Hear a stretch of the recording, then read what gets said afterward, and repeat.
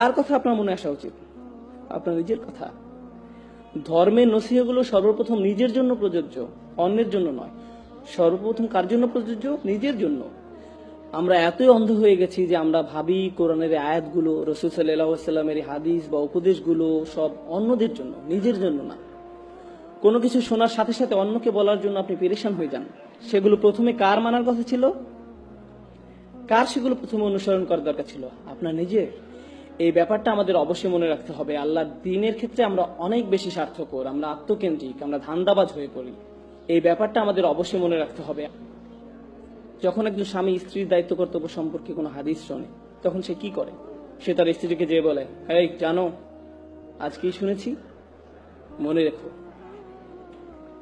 এমনকি পিতামাতাও তাদের সন্তানদের সাথে কোন একটা শোনায়, অবিল ওয়ালিদাইনি ইহসানা, তোমার পিতামাতার সাথে সৎ ব্যবহার করো। এটা কি আত্মসেবা হয়ে যায় না? আমরা কি এখানে নিজের সেবা করতে এসেছি নাকি আল্লাহর দ্বীন পালন করতে এসেছি? এটা পুরো দৃষ্টিভঙ্গি বদলে দেয়। এটা সম্পূর্ণ ভিন্ন দৃষ্টিভঙ্গি। তো এটি প্রথম সমস্যা যা আমি আপনাদের সামনে তুলে ধরতে চেয়েছিলাম। ইগো, যা কেবল আপনিই উপলব্ধি করতে পারেন, আর কেউ আপনার জন্য তা করতে পারবে না।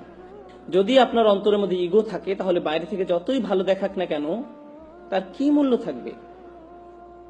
কারণ আপনার হৃদয়টাই সুস্থ নেই। আর আল্লাহ বলেন, ইল্লামান আতাল্লাহু বিকলবিন সালিম, কিন্তু একমাত্র তারা ব্যতীত যারা সুস্থ অন্তর নিয়ে আল্লাহর কাছে আসবে। তাই আমাদের ভিতরের এই ইগোটাকে ঠিক করতে হবে। দ্বিতীয় পয়েন্টে যাওয়ার আগে আমি আপনাদের কিছু টিপস বলি কিভাবে বুঝবেন যে আপনার মধ্যে ইগো আছে। যদি কেউ আপনাকে কোনো বিষয় শুধরে দেয় আর আপনি খুবই অপমানিত বোধ করেন, আপনার যদি মনে হয় তুমি কিভাবে আমাকে এটা বলতে পারো, নিজেকে কি মনে করো, তার কি এমন যোগ্যতা আছে যে আমার ভুল ধরিয়ে দেয়? এটা যদি আপনার প্রথম প্রতিক্রিয়া হয়, তবে আপনার মধ্যে ইগো সমস্যা আছে। সেই লোকটা যদি ভুলও হয়ে থাকে, তার হয়তো সেটা বলা উচিত হয়নি, তারপরও আপনার প্রাথমিক প্রতিক্রিয়া এমন হবে না যে সে কে এটা আমাকে বলা, বরং আপনার প্রতিক্রিয়া হবে, হয়তো এই মন্তব্যের মধ্যে দিয়ে আল্লাহ আমার নিজের কোনো অনুচিত কাজের দিকে মনোযোগ দিতে বলছেন। আচ্ছা, এটা যদি 100% সত্য নয়, কিন্তু তার কথার মধ্যে সামান্য অংশ কি সত্য? এর মাঝে কি 1% সত্য, 0.5% সঠিক? তার কথার মধ্যে যতটুকু সত্য ততটুকুই আমি গ্রহণ করি। আমার নিজেকে বাঁচাতে হবে। সে কে আমাকে এগুলো বলার?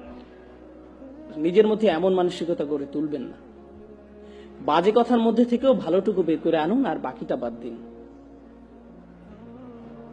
যদি আপনার ভিতরে সব আলোচনা অংশ নেওয়ার তাড়না